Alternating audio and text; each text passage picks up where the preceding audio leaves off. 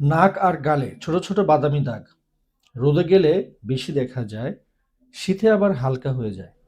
অনেকে বলে এগুলো কি কিউট, কিন্তু আপনি ভাবছেন এগুলো কি কোনো রোগ? আজ কথা বলবো ফ্রিকলস নিয়ে। ভয় পাওয়ার কিছু আছে কি এটাতে? আজকে পরিষ্কার করে বলবো ফ্রিকলসটা আসলে কি। ফ্রিকলস হলো ত্বকের উপরের লেয়ারে থাকা ছোট ছোট হালকা বাদামি দাগ। এগুলো কোনো রোগ না, কোনো ইনফেকশনও না। এগুলো মূলত ত্বকের স্বাভাবিক রঙের পরিবর্তন। সহজ করে বললে, কারো ত্বক জেনেটিক্যালি সেনসিটিভ, কারো ত্বকে সূর্যের আলো পড়লে বা কারো ত্বকে যদি মেলানিন বেশি তৈরি হয়, তাহলে ছোট ছোট দাগ হিসেবে চেহারায় কিছু চিহ্ন দেখা যায়, যেগুলোকে আমরা ফ্রিকলস বলি। এগুলো রোদে বেশি বাড়ে, মানে গরমে বেশি বাড়ে, কিন্তু শীত আসলে বা ঠান্ডায় কমে যায়। এগুলো সাধারণত হয় নাক, গাল, কপাল, কাঁধ ও হাতে, যেসব জায়গায় রোদ বেশি পড়ে। ফ্রিকেলস আর মেলাজমা কি একই জিনিস? এই কোশ্চেনটা আমাকে অনেক পেশেন্টরাই করে, যে ফ্রিকেলস আর মেলাজমাটা কি একই জিনিস কিনা। দুটো এক জিনিস নয়। ফ্রিকেলস ছোট ছড়ানো, রোদে বাড়ে এবং শীতে কমে, সাধারণত ক্ষতিকর না। মেলাজমা বড় ছোপ, হরমোনাল ও ক্রনিক ডিজিজের কারণে হয়ে থাকে।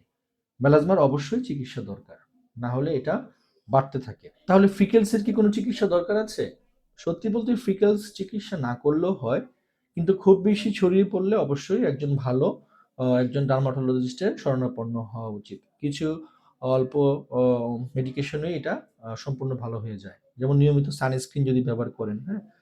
ডিপিগমেন্টেশন যে ক্রিমগুলো আছে, এছাড়া ভিটামিন সি, অ্যান্টিঅক্সিডেন্ট যদি খান, হ্যাঁ? কেমিক্যাল পিলিং প্লাস মাইক্রোনিডেলিং আর অনেক কিছু আছে, যার মাধ্যমে আসলে ফিকলসটাকে রোধ করা সম্ভব।